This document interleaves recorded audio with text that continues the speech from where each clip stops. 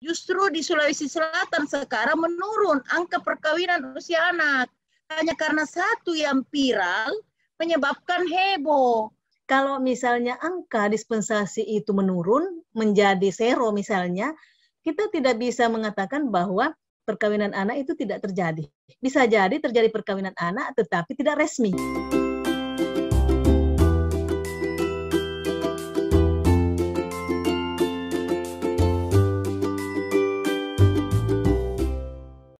Semoga di weekend kali ini kita semua dalam keadaan yang sehat dan penuh sukacita. Senang sekali saya menjumpai teman-teman semua, Bapak Ibu hadirin untuk berdiskusi, dan di program kita kali ini trending topik kita akan membahas soal pernikahan dini di Sulawesi Selatan, di mana kita ketahui begitu banyak terjadi di Sulawesi Selatan pernikahan dini, dan juga nanti kita akan mengulas apa sih penyebab terjadinya dan bagaimana solusi-solusi ke depannya. Untuk itu kita akan berbincang bersama ketiga narasumber kita. Baik, untuk narasumber yang pertama, Ibu Dr. Haji Fitria Zainuddin MKes dari Kadis Pemberdayaan Perempuan, Perlindungan Anak, dan Pengendalian Penduduk dan Keluarga Berencana Sulawesi Selatan. Selamat sore Ibu Dr. Fitria. Selamat sore Dek Ilu, apa kabar? Baik Bu, baik. Ibu gimana kabarnya Bu? Ya Alhamdulillah. Alhamdulillah baik. Nah, untuk narasumber kita yang kedua, Ibu Rosmiati Sain. Beliau adalah Direktur LBH Apik Sulawesi Selatan. Selamat sore Ibu Ros. Selamat sore. Selamat sore Ibu. Gimana kabarnya Bu hari ini? Iya, Alhamdulillah baik. Baik. Nah, pemateri ketiga atau narasumber ketiga, Kak Trias Putri Ratu Alamsyah, Ketua Bidang Pembinaan Anggota dan Pengembangan Organisasi Permawa Koperti PNUP. Selamat sore Kak Trias. Sore Kak. Sore, gimana kabarnya hari ini di weekend kali ini? Baik. Oke, langsung saja kita mulai untuk diskusi kita pada sore hari ini. Teman-teman nanti boleh disimak diskusi kita, kemudian jika ada pertanyaan nanti setelah sesi, setelah pemateri kita menyampaikan semua apa yang ingin disampaikan, nanti akan ada sesi diskusi dan tanya jawab bersama. Boleh langsung on cam dan berbicara, atau boleh menyampaikan pertanyaannya melalui room chat yang ada di fitur Zoom. Oke, pertama kita akan berdiskusi dengan Ibu Dr. Fitria terkait pernikahan dini yang ada di Sulawesi Selatan. Nah, dari Dinas sendiri Bu, dan dari Ibu dan rekan-rekan, data terbaru terkait pernikahan dini di Sulawesi Selatan itu seperti apa perkembangannya Bu? Iya, terima kasih Deilu dan teman-teman yang peserta diskusi pada sore hari ini dan yang dilaksanakan oleh Read Time ya, .id. Iya Bu. Ya, Read Times. Ya. Assalamualaikum warahmatullahi wabarakatuh. Selamat sore.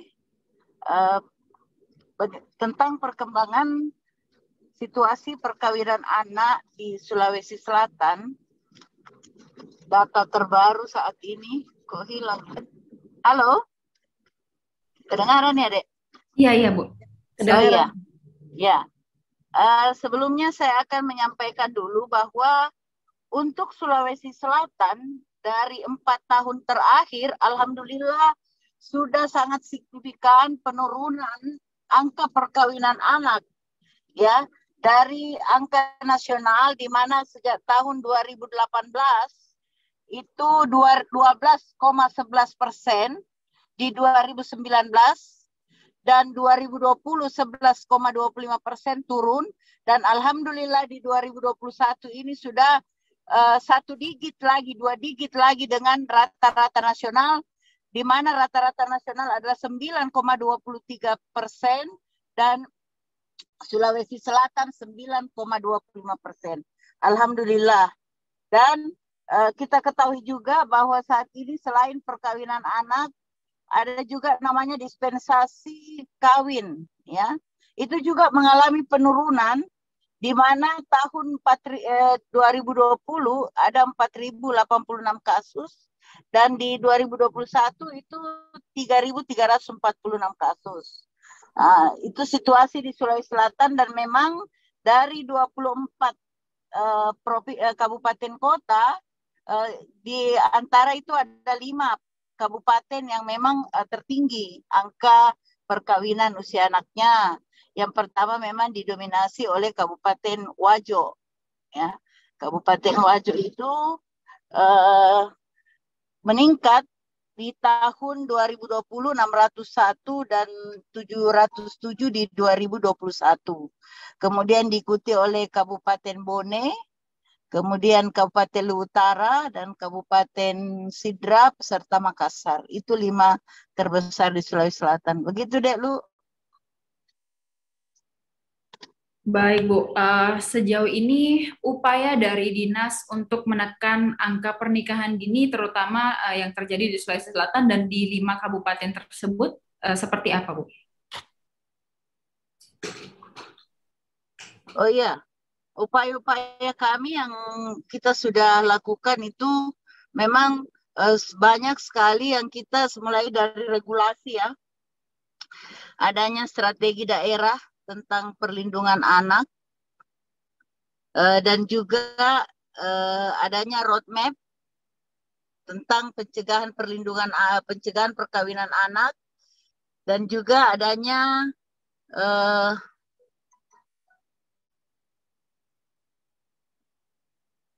kerjasama dengan UNICEF, yakni adanya program Berani yang memang direplikasi di 3 kabupaten yang tertinggi angka perkawinan usia anaknya, yakni di Kabupaten Bone, dan berhasil ada 1 desa di Kabupaten Bone itu yang zero dia punya angka perkawinan anak.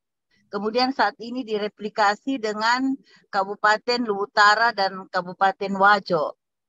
Seperti itu yang kita upayakan dengan bekerja sama berbagai stakeholder dan lintas sektor yang kita lakukan pendekatan seperti itu. Baru-baru ini kita baru saja melatih 30 fasilitator untuk turun pendampingan di 4 kabupaten kota bekerjasama dengan Yayasan Indonesia Mengabdi dan juga UNICEF serta pemerintah Kanada. Seperti itu deh. Baik. Ya, sejauh ini setelah adanya kerjasama dengan UNICEF dan beberapa pihak lainnya, sejauh ini respon masyarakat setempat seperti apa, Bu? Dan juga pemerintah setempat dan juga mungkin ketua adat atau orang-orang yang ada di sana, karena kita tahu kan pernikahan dini ini masih didasari faktor mungkin adanya budaya, adanya paksaan orang tua. Respon orang setempat atau masyarakat setempat seperti apa, Bu? Jadi awalnya ini kan pemerintah dengan adanya Undang-Undang Perlindungan Anak, kemudian di adanya pemerintah UNICEF, pendekatan dengan pemerintah setempat, tentulah dalam hal ini Bupati ya beserta jajarannya dan juga Ibu Ketua PKK dilibatkan dalam hal ini. Itu kita melatih dulu, melakukan pertemuan dan melatih, serta di sana tanggapan masyarakat itu memang sangat bagus karena yang pendekatannya kita kepada stakeholder. Bagaimana kita melakukan pendekatan kepada tokoh-tokoh masyarakat. Dan baru saja hari ini masih kita latih bagaimana pendampingan terhadap tokoh-tokoh masyarakat ya, volunteer untuk keluarga. Itu yang kita saat ini lakukan, Dek. Baik, kalau melihat datanya kan ini memang sudah banyak yang terjadi, Ibu, apalagi di 3 kabupaten tadi itu. Nah, untuk pendampingan kepada para anak-anak atau korban yang sudah terlanjur begitu menikah dini, Bu, karena kita tahu kan ini risikonya mungkin akan ada perceraian, risikonya tinggi, atau tidak mampu menangani urusan keluarga dan urusan rumah tangga dengan baik karena belum cukup umur dan cukup pengetahuan. Apakah juga ada pendampingan untuk mereka yang sudah terlanjur menikah di usia dini? Ya, jadi dengan kerjasama antara stakeholder, misalnya ke Dinas Kesehatan apabila sudah terjadi perkawinan di usia anak setelah mendapatkan dispensasi, itu kita pendampingan lewat bagaimana memberikan edukasi terhadap kesehatan reproduksi. Kalau memang sudah terjadi kehamilan, harus segera memeriksakan sesuai dengan standar pemeriksaan yang ada di setiap kehamilan seperti itu deh.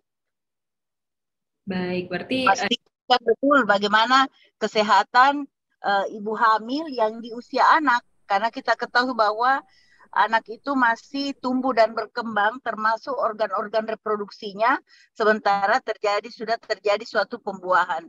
Ini bekerja sama dengan UPT DP3A dan beberapa stakeholder terkait, termasuk bagaimana keluarga yang usia anak ini itu bisa terus kita berikan edukasi agar betul-betul siap dalam menghadapi suatu kehamilan kalau memang terjadi perkawinan usia anak, karena memang yang ditakutkan adalah bagaimana reproduksinya ya. Seperti itu deh. Mungkin untuk edukasi mungkin kepada orang tua yang ada di sana, Bu, karena kita tahu kan juga beberapa kasus anak-anak menikah ya karena dipaksa oleh orang tuanya. Apakah sudah ada mungkin melaksanakan edukasi untuk orang tua agar mengetahui bagaimana sebenarnya dampak dan risiko dari pernikahan dini yang terjadi? Ya, jadi DP3A dalam hal ini Dinas Pemberdayaan Perlindungan Anak mulai di tingkat provinsi sampai kabupaten kota itu ada program yang namanya PUSPAGA, Pusat Pembelajaran Keluarga. Kita memberikan edukasi memang sasarannya kepada para orang tua, ya, keluarga, dan melihat tren saat ini penyebab perkawinan usia anak itu bukan lagi didominasi oleh misalnya adanya paksaan, budaya itu menurun dia punya persentase. Sekarang ini justru yang mengalami dispensasi perkawinan karena akibat pergaulan. Yang memang anak tersebut itu sudah mengalami terjadi suatu kehamilan yang baru boleh diberikan dispensasi. Kalau misalnya budaya seperti salah satu yang terjadi ini, misalnya adanya paksaan atau apa, itu tidak diberikan dispensasi kalau memang tidak terjadi kehamilan. Ya, nanti betul-betul terjadi kehamilan yang sudah dilakukan suatu pemeriksaan, didiagnosa bahwa betul ini terjadi kehamilan melalui SG, dirujuk ke dokter ahli kandungan, itu baru bisa diberikan dispensasi seperti itu, lalu didampingi. Baik, berarti mungkin angka pernikahan akibat dari faktor budaya tadi dan paksaan orang tua itu sudah mulai menurun ya, Bu? Dan mulai menurun, iya. Dan sekarang kita akan mulai mungkin berfokus bagaimana untuk mendampingi anak-anak atau remaja agar tidak salah pergaulan atau kena pergaulan bebas, karena itu adalah salah satu faktor yang meningkatkan juga pernikahan dini. Seperti itu ya, Bu? Iya, betul sekali. Itulah bagus momen seperti ini, pertemuan yang dihadiri oleh para remaja-remaja ya, untuk bagaimana perencanaan dalam perkawinan dan juga sebagai volunteer memberikan edukasi kepada masyarakat bahwa bagaimana kita berperan, semua stakeholder, semua masyarakat sebenarnya harus berperan dalam memperbaiki kualitas dan memberikan hak anak. Seperti itu. Baik, terima kasih Ibu Dr. Fitria sudah memberikan pandangannya dan data-data tadi yang sudah disampaikan. Mungkin kita akan melanjutkan ke narasumber kita yang kedua. Ibu mohon tetap untuk stay di sini karena nanti akan ada beberapa pertanyaan dari teman-teman semua. Selanjutnya kita beralih ke narasumber kita dari LBH Apik Sulawesi Selatan, Ibu Rosmiati Sain. Selamat sore Ibu. Mikrofonnya belum nyala Bu, belum on. Iya, selamat sore. Baik, nah dari LBH Apik sendiri Bu, kita pengen tahu nih data-data apa saja sih faktor yang jadi pendorong terjadinya pernikahan dini di Sulawesi Selatan? Iya, terima kasih Mbak Ilu. Selamat sore semuanya. Selamat sore juga Bu Kadis DP3A, Bu Dr. Fitria. Ya, selamat sore Bu Dokter. Selamat bertemu di Zoom ini. Nah, kalau misalnya kita memperbincangkan situasi perkawinan anak, khususnya untuk di Sulawesi Selatan. Saya kira memang pertama kita dihebohkan ya dengan perkawinan anak baru-baru ini di Kabupaten Wajo, kemudian juga disusul dengan di Mamuju kalau tidak salah. Dan yang pasti kalau kita bicara apa sih yang menyebabkan semua ini, tentunya banyak hal ya. Kalau alasan dari keluarganya itu karena meminta dispensasi dan ternyata tidak diberikan rekomendasi untuk intinya dipersulitlah untuk mendapatkan dispensasi. Nah, memang ini juga menjadi terapi untuk mereka yang selalu mau menikahkan anaknya atau mengawinkan anaknya. Nah, kemudian alasan yang sulit juga kita terima adalah karena takut zina. Nah, seperti itu. Nah, kalau kita bicara soal perkawinan anak yang di Sulawesi Selatan yang lagi marak terjadi. Tadi Dr. Fitria sudah menyampaikan bahwa alhamdulillah di Sulawesi Selatan itu sudah mengalami penurunan. Ini sebenarnya berkat kerjasama kolaborasi bersama, karena memang perkawinan anak itu kan harus diperangi dengan kerjasama, karena yang kita lawan adalah persoalan budaya, tradisi yang berkembang sejak lama. Sehingga penting memang kita selalu melihat bagaimana sih situasi perkawinan anak di Sulawesi Selatan. Nah, kalau kita bicara angka, data di lembaga, saya pikir itu kita tidak cukup untuk menyampaikan itu, tetapi kalau kita bicara soal angka permohonan dispensasi yang masuk di pengadilan agama, itu sebenarnya cukup tinggi juga, tetapi itu juga sudah mengalami penurunan. Di tahun 2020 itu masih tinggi, masih kisaran 2-3 ribuan ya, tetapi itu juga sudah mengalami penurunan di tahun 2021, sehingga kalau kita bicara wilayah-wilayah mana sih yang paling banyak sebenarnya memohonkan dispensasi kepada anak untuk dikawinkan adalah tadi Bu Dr. Fitria sebelumnya juga sudah menyampaikan ada beberapa wilayah.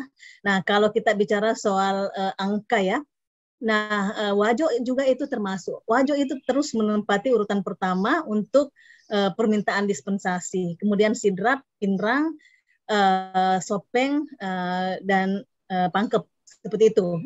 Mudah-mudahan di tahun 2022 ini sudah mengalami penurunan.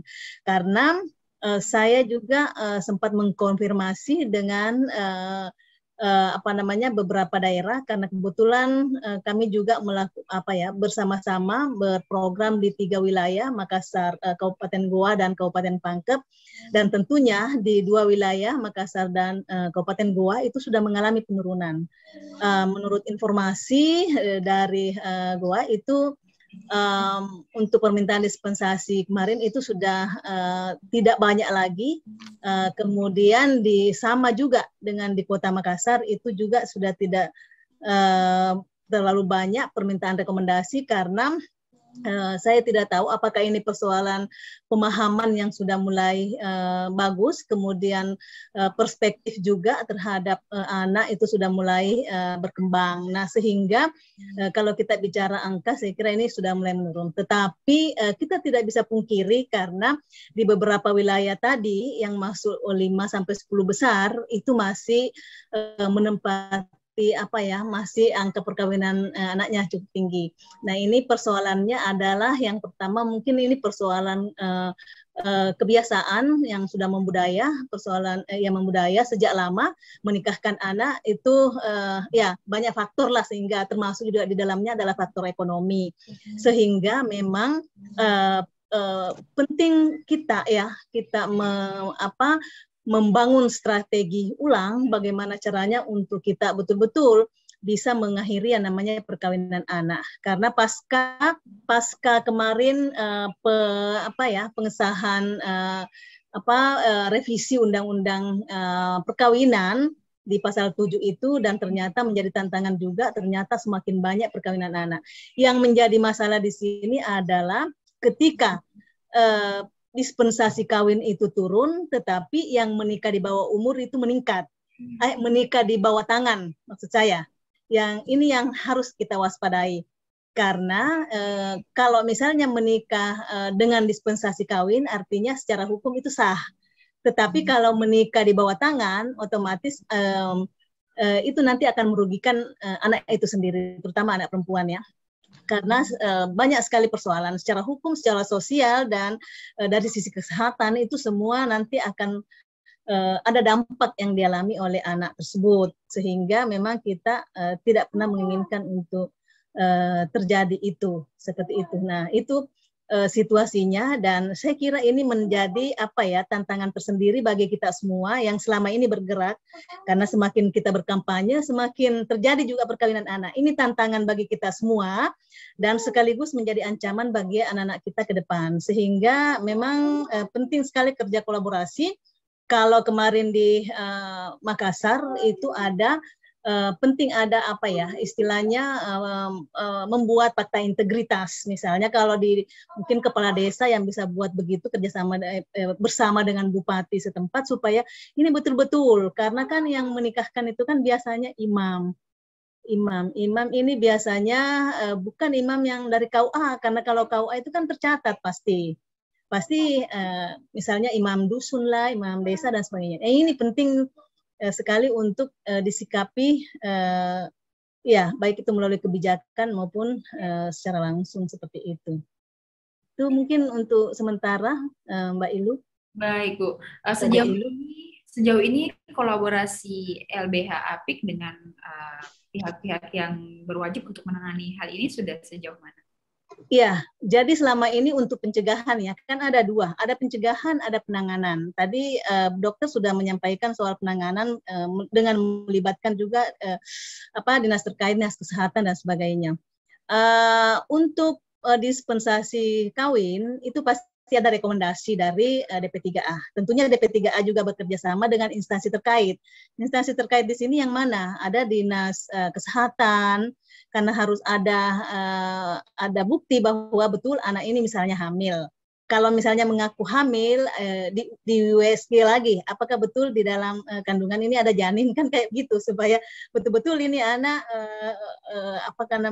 betul-betul terlihat bahwa ada tanda-tanda kehamilan gitu, supaya kalau misalnya dikasih dispensasi berarti itu sudah sesuai. Bukan berarti nanti hamil baru dikasih, itu tidak, tetapi ini sebenarnya mempersulit dispensasi melalui rekomendasi. Itu sebenarnya menjadi catatan bahwa memang dispensasi itu harus diperketat.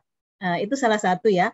Nah, kemudian untuk pencegahan lainnya, saya kira kita bersama-sama semua pihak ya untuk mengkampanyekan sampai ke tingkat bawah, bahwa dampak dari perkawinan anak itu kan banyak sekali, mulai dari dampak kesehatan itu satu, kemudian yang kedua dampak sosial, kemudian dampak hukum itu juga jauh lebih berat ketika misalnya anak dinikahkan di usianya seperti itu. Nah, kalau dalam hal penanganan, kan sekarang itu juga banyak, kalau misalnya kita ke pengadilan agama, karena kami itu banyak mendapatkan data perkawinan anak ketika misalnya kita ke pengadilan agama, karena di pengadilan agama itu kan ada misalnya ada kasus perceraian. Kasus perceraian itu kan kita lihat bahwa anak ini menikah di usia berapa, atau tahun berapa dia menikah, kemudian misalnya mau bercerai, kan kelihatan di situ kalau misalnya. Nah, rata-rata yang perempuan yang menggugat cerai itu banyak juga dari karena faktor utama itu adalah perkawinan anak, belum siap untuk berkeluarga, kemudian dipaksakan, akhirnya KDRT dan berakhir dengan perceraian itu. Nah, kemudian ketika misalnya melapor KDRT, tentunya kita juga akan bersentuhan dengan institusi penegak hukum, ada kepolisian dan sebagainya. Tetapi rata-rata yang menikah menikah di bawah umur itu biasanya berakhir dengan perceraian. Jadi tidak lagi memikirkan bahwa mau melapor KDRT atau apa, tetapi dia langsung mau mengakhiri. Jadi sama saya seperti pacaran gitu. Dia pacaran sebentar ini. Menikah dulu baru sebentar kita bercerai seperti itu. Jadi karena ini kan masih labil, masih anak, belum berpikir dewasa, sehingga sepertinya ketika misalnya dia menikah saat itu dia tidak pernah memikirkan bahwa akan ada banyak dampak setelah itu. Nah, makanya banyak juga cerai gugat yang asal muasalnya adalah perkawinan di bawah umur seperti itu.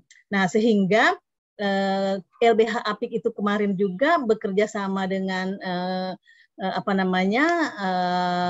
Pengadilan Agama, kemudian DP3A misalnya di Kota Makassar, di Kabupaten Goa dan sebagainya, itu bersama-sama menyusun mekanisme pemberian dispensasi. Karena mekanisme pemberian dispensasi itu kemudian di situ di dalamnya ada alurnya. Alurnya itu pertama untuk ada surat keterangan, kemudian ada pengantar, kemudian dibawa ke DP3A. Nah, di DP3A itu diberikan rekomendasi kalau misalnya itu diberikan, tetapi bisa juga tidak diberikan kalau misalnya tidak sesuai dengan apa yang ada di dalam persyaratan itu. Nah, sehingga mekanisme itu sebenarnya penting. Karena itu dibangun secara bersama-sama, gunanya adalah untuk memperketat pemberian dispensasi kawin kepada anak. Jadi kita tidak diperketat supaya tidak anak itu tidak mudah untuk menikah, karena ada banyak dampak yang dialami oleh anak tersebut. Gitu. Jadi itu bentuk kolaborasi secara bersama-sama, dan juga beberapa kebijakan yang dibuat itu kita juga bersama-sama. Misalnya kebijakan di tingkat kabupaten ataupun di tingkat desa. Misalnya ada Perdes pencegahan perkawinan anak atau Perdesnya perlindungan anak, di dalamnya itu ada klausul berkaitan dengan pencegahan perkawinan anak. Jadi ketika ada kebijakan-kebijakan seperti itu, tentunya warga nantinya akan mentaati kebijakan tersebut. Seperti itu. Jadi itu nanti akan disosialisasikan oleh Pak Desa atau aparat desa berkaitan dengan bagaimana secara bersama-sama mencegah perkawinan anak melalui kebijakan tersebut. Gitu. Baik. Ya. Ini mungkin laporan yang diterima, dampak yang paling banyak dialami begitu oleh rekan-rekan yang menikah dini. Ya. Bagaimana dampak yang paling laporan atau biasanya kan yang menikah dini ini banyak dilaporkan perceraian atau dampak lain. Mungkin dampak apa yang paling banyak terjadi setelah pernikahan dini? Iya, betul. Sebenarnya kalau bicara dampak ya, tadi saya sudah bilang bahwa dampak dari sisi kesehatan terkait kesehatan reproduksi ini banyak juga. Karena kan sebenarnya kalau bicara soal dampak dari sisi cash flow ini juga nantinya kalau dari sisi kesehatan sekarang kan sebenarnya perkawinan anak itu juga bisa jadi menyumbang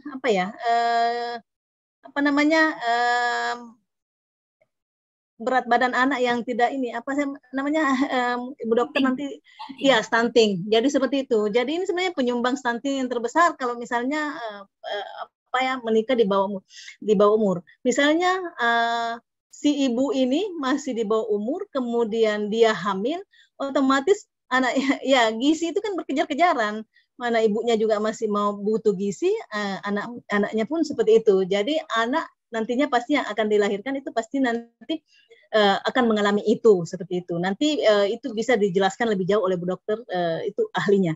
Nah, seperti itu. Nah, kemudian dampak lain terkait dengan dampak sosial ya. Dampak sosial juga yang selama ini kita lihat, anak itu sudah tidak mau lagi misalnya tidak mau lagi bergaul dengan temannya, sulit karena memang dia sudah punya ruang tersendiri. Misalnya dia sudah menikah, otomatis kan dia harus menurut dia ya, dia harus bertanggung jawab terhadap dirinya dan keluarganya misalnya. Apalagi kalau misalnya sudah punya anak, pasti sulit untuk bergaul dan pasti juga akan malu ketika misalnya dia berinteraksi dengan teman-temannya. Nah, seperti itu, ini dampak sosial. Tapi dampak yang paling fatal lagi adalah dampak dari sisi hukum. Misalnya ketika misalnya anak yang dilahirkan itu, karena ini kan ibunya tadi menikah secara tidak resmi, otomatis anak yang dilahirkan kesulitan juga untuk mendapatkan akte kelahiran karena tidak ada buku nikah yang dipegang oleh ibunya misalnya, oleh orang tuanya lah, seperti itu. Nah, kemudian ketika misalnya terjadi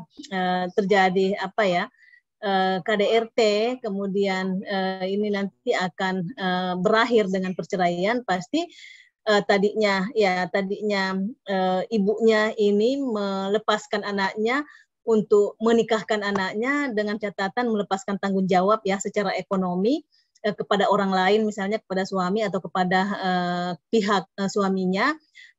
Si orang tua dari anak ini misalnya tidak pernah berpikir bahwa ada dampak nantinya yang akan anaknya alami misalnya. Nah, ketika misalnya sudah dikawinkan, anaknya mengalami KDRT, otomatis anaknya akan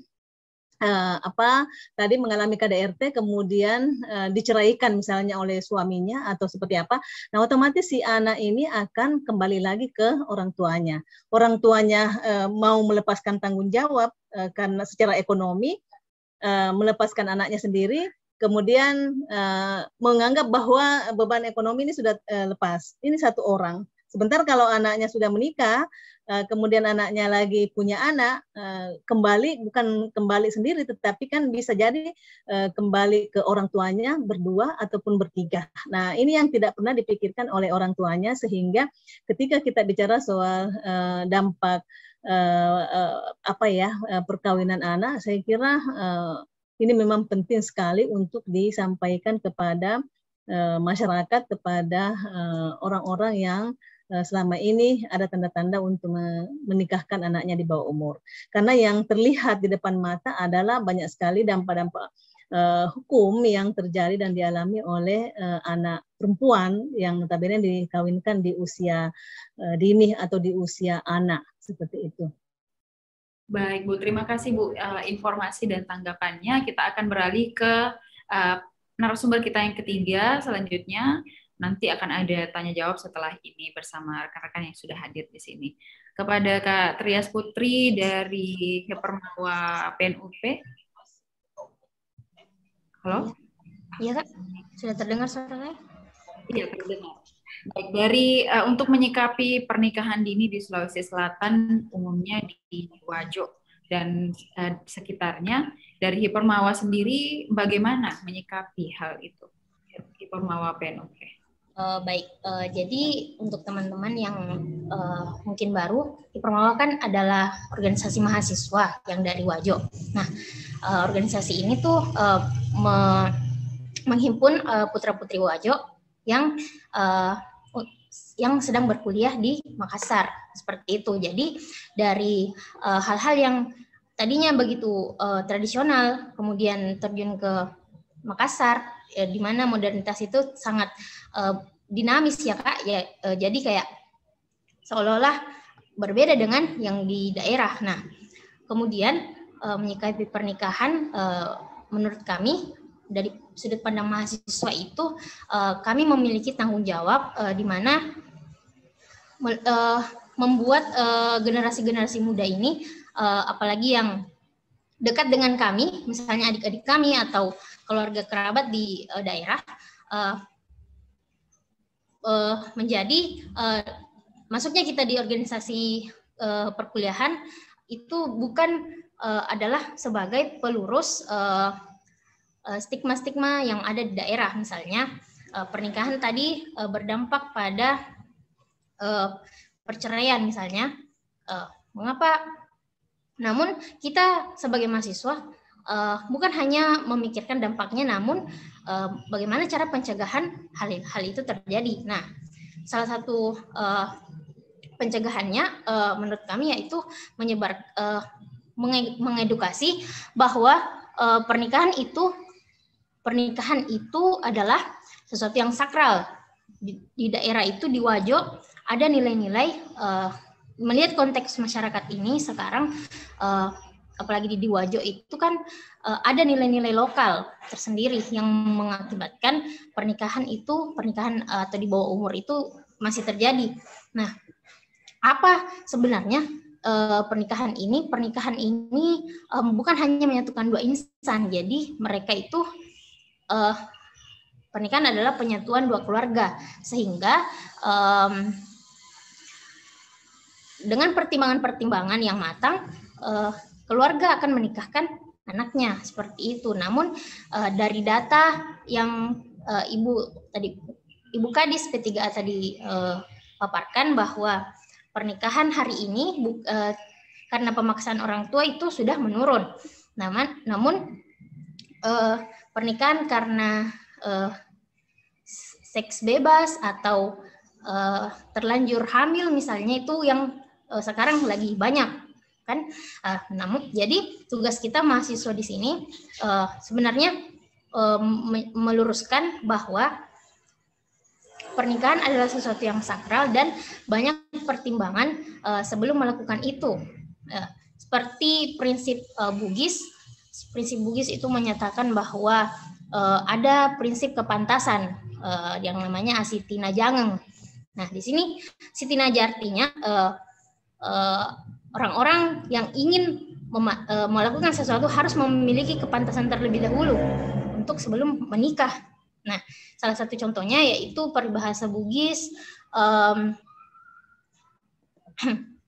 iya panulay tawe mabene nareko nulle ni magulilingi dapurenge wekavitu. Nah, artinya ini adalah orang yang akan menikah harus mengelilingi dapur 7 kali. Maksudnya di sini adalah 7 kali dapur sebagai pusat rumah tangga dan 7 kali adalah 7 hari dalam seminggu, yaitu kemampuan seseorang memberikan tanggung jawabnya setiap hari. Jadi seperti itu, Kak.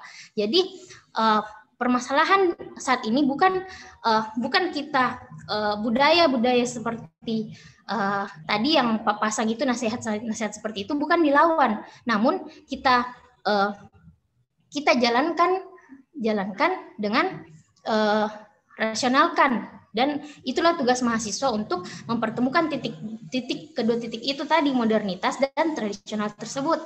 Nah, makanya budaya-budaya seperti ini bukan untuk dilawan, namun dirangkul.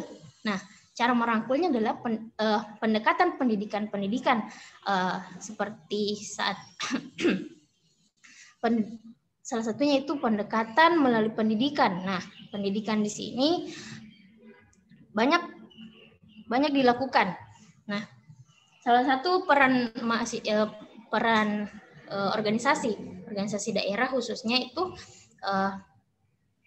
ya untuk menghasilkan generasi muda yang dapat memberdayakan anak-anak. Nah, bagaimana? Jadi fokus kita selanjutnya itu, Kak, anak-anak yang sedang berada di daerah dan bukan hanya menjadi tanggung jawab negara, namun menjadi tanggung jawab kerabat-kerabat di sekitarnya. Misalnya kerabatnya yang telah menjadi mahasiswa misalnya, itu kan semua menjadi tanggung jawab kita bersama. Nah, makanya mahasiswa memiliki peran penting dalam meluruskan ini konsep-konsep pernikahan, gitu, Kak. Baik, nah dari yang sudah dijelaskan tadi, ternyata nilai-nilai budaya sendiri sebenarnya tidak mendukung adanya pernikahan dini itu, cuman mungkin disalahartikan begitu ya sama masyarakat. Nah, hadirnya Hipermao mungkin bisa menjembatani bagaimana meluruskan maksud dari tadi petua-petua dari budaya kemudian diaplikasikan atau diimplementasikan di kehidupan yang sudah menuju sudah modern inilah istilahnya. Nah, dari Hipermawa sendiri kan saya juga punya beberapa teman yang berasal dari Wajo dan kota-kota daerah-daerah sekitarnya.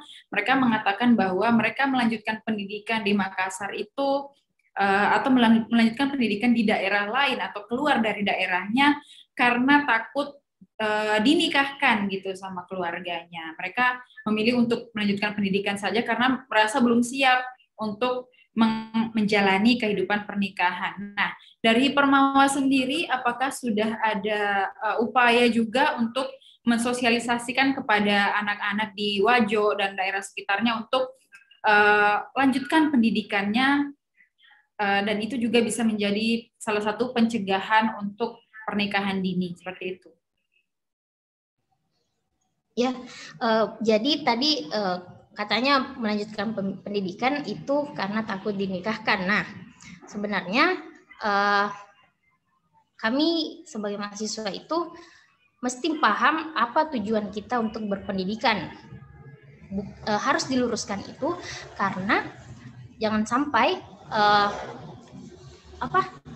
prinsip Siti Naja tadi tidak terpenuhi. Nah, Siti Naja ini, di mana Siti Naja ini harus memiliki kepantasan untuk melakukan sesuatu. Nah, jangankan pernikahan dini, pernikahan di atas 19 tahun saja, kalau kita tidak Siti Naja atau kita tidak pantas kan, kita juga tidak akan menikah, kita tidak akan dinikahkan. Nah, jika orang tua mengerti hal-hal seperti ini atau keluarga, misalnya dalam memegang prinsip kearifan lokal ini, maka pernikahan adalah bukan hanya suatu paksaan karena keadaan ekonomi, namun akan banyak faktor pertimbangan. Nah, salah satunya tadi mungkin orang tua sekarang masih memegang prinsip Siti Naja ini dalam misalnya saya ingin memantaskan anak saya dengan jalur pendidikan. Nah, memantaskan anaknya, makanya anak-anaknya dikirim ke untuk berkuliah, dan ya seperti itu, Kak. Baik, nah dari Hipermawa sendiri, apakah sudah ada upaya-upaya mungkin ketika pulang di kampung atau merangkul teman-teman yang dari Wajo yang sudah ada di Makassar sendiri untuk bagaimana sama-sama kita memerangi, menekan, dan mengatasi pernikahan dini yang banyak terjadi ini? Sejauh ini sudah apa upaya yang sudah dilakukan? Ya, seperti yang saya bilang tadi, Kak, bahwa kita mahasiswa dalam berproses di organisasi itu melakukan gerakan-gerakan sosial yang berdampak kepada orang lain, terlebih orang-orang kerabat di daerah sendiri. Misalnya orang-orang yang terdekat, orang jauh saja kita tolong, apalagi orang dekat di daerah toh. Nah, terus jadi langkah-langkahnya yaitu kami tetap memfokuskan dan memantaskan diri, memberdayakan diri sehingga dapat memberdayakan anak-anak perempuan melalui pendekatan pendidikan. Karena kenapa pendidikan? Karena mahasiswa kan memiliki akses lebih luas dengan pendidikan. Nah, pendidikan itu memiliki tanggung jawab yang sangat besar, ya, seperti mendidik juga orang-orang di sekitarnya. Seperti itu, Kak. Jadi peran Hipermawa dalam Hipermawa dan mahasiswa Wajo lainnya dan mahasiswa daerah yang meninggalkan daerahnya untuk berkuliah dari sini, menerapkan hal-hal seperti itu, seperti menyuarakan wacana-wacana diskusi kepada orang tua atau dengan anak-anak yang ada di daerah berkuliah, ya. Baik, mungkin jadi sejauh ini sudah ada pemberian sosialisasi kepada orang tua dan juga pemahaman kepada anak-anak di sana untuk melanjutkan pendidikan seperti itu, dan juga orang-orang tua juga ini sudah mungkin paham dan memilih untuk melanjutkan pendidikan anak-anaknya ketimbang untuk menikahkan di usia dini. Begitu ya, Kak? Baik, untuk teman-teman yang ada di room, mungkin ada pertanyaan boleh disampaikan.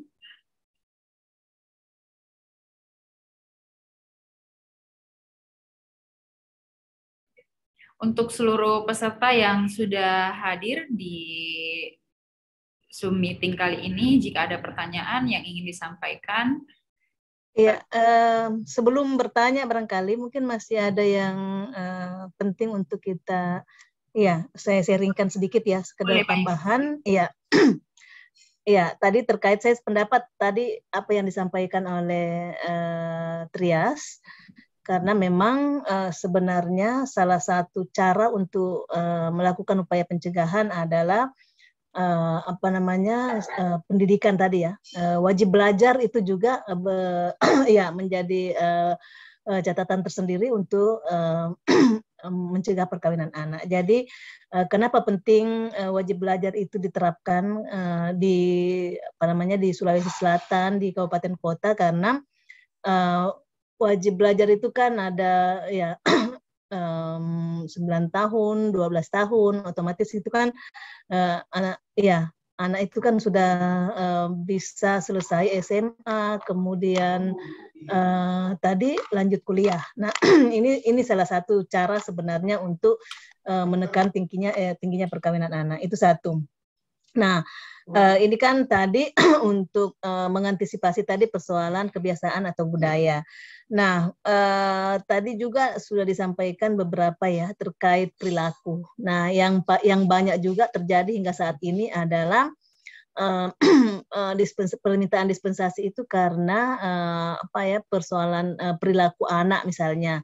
Anak sudah bergaul jauh bahkan sampai hamil, sehingga itu dimohonkan atau dimintakan dispensasi. Nah, sehingga kita tidak bisa serta-merta menyalahkan anak itu sendiri. Artinya ada pola-pola pengawasan yang dari orang tua di sini yang tidak berjalan. Nah, ini yang penting juga kita tekankan bahwa ketika misalnya orang tua mau langsung mengawinkan anaknya karena dengan alasan ya anak saya kan sudah tidak bisa saya jaga, sudah melampaui batas, kemudian apalagi sudah hamil. Nah, kembali lagi orang tua langsung menyalahkan anak itu, padahal yang sebenarnya di sini yang salah ini ada yang pertama adalah orang tuanya, orang-orang dewasa yang ada di sekitarnya, karena orang tua di sini kan memang di dalam Undang-Undang Perlindungan Anak khususnya di pasal 26 itu sangat jelas bahwa di situ ada tanggung jawab dan kewajiban orang tua.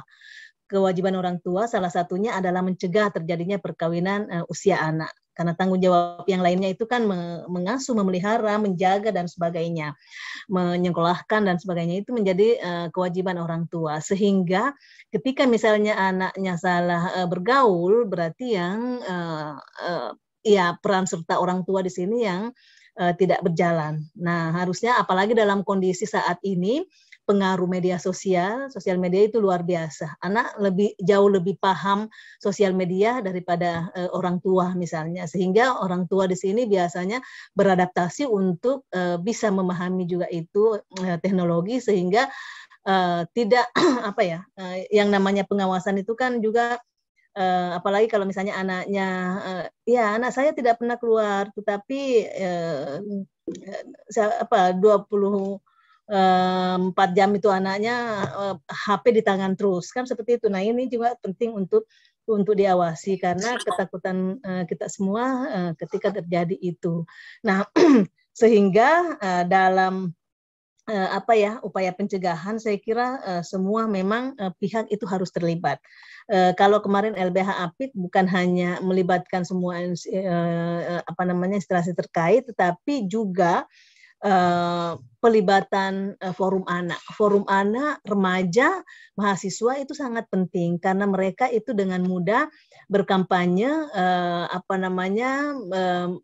sharing dari mulut ke mulut misalnya, atau sesama temannya terkait dengan bahaya perkawinan anak seperti itu. Jadi anak bisa bercerita karena sesama anak itu kan biasa saling bercerita. Oh iya, saya mau sekolah tinggi-tinggi, kemudian saya mau jadi ini, jadi itu. Nah, makanya anaklah yang harus berkampanye untuk mencegah atau mengakhiri perkawinan anak. Karena kalau anak sudah mengatakan tidak dengan perkawinan anak atau cegah perkawinan anak, pasti itu akan terjadi. Tetapi yang masalah di sini kalau anak tidak kuat, karena ini persoalan relasi antara orang tua dengan anak, otomatis nanti anak akan menjadi korban. Seperti itu. Jadi pelibatan anak, forum anak, remaja, dan juga adik-adik mahasiswa itu sangat penting dalam rangka mengkampanyekan itu dampak perkawinan anak. Saya kira itu tambahan.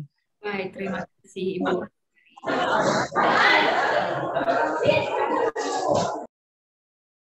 Selanjutnya teman-teman yang atau rekan-rekan yang sudah di sini boleh raise hand terlebih dahulu, atau jika tidak ingin melalui suara boleh melalui forum room chat yang tersedia di aplikasi Zoom.